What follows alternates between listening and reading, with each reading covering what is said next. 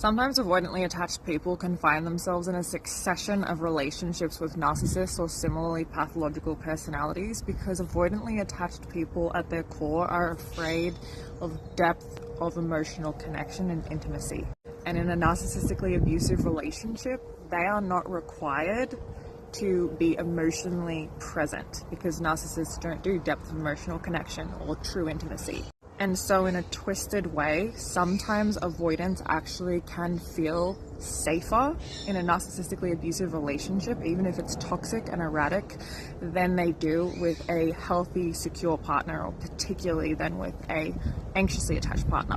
The problem is, and of course no one can make a relationship with a narcissist work, but the problem is that even the most avoidantly attached person in a relationship with a pathological narcissist over time will start to look and feel like an anxiously attached person because they're having a normal reaction to being psychologically and emotionally abused and put through this intense push-pull cycle.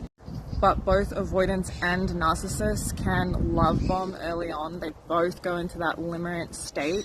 And so the co-idealization phase can be really intense, but it's a massive crash for the avoidant when they find themselves suddenly being psychologically and emotionally abused and push-pulled through a cycle so severe that they end up appearing and feeling like an anxiously attached person.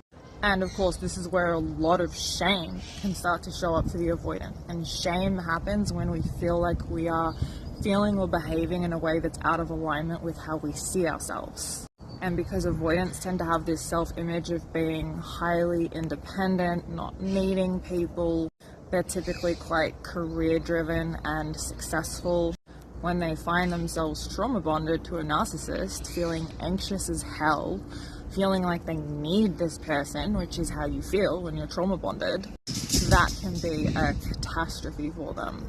And oftentimes, when an avoidant ends up in a relationship with a pathological narcissist and gets put through the ringer, this can actually be an awakening for them and something that forces them to take a second and self-reflect, and it can also end up in them going to therapy and improving their attachment style and being able to have healthier relationships in the future.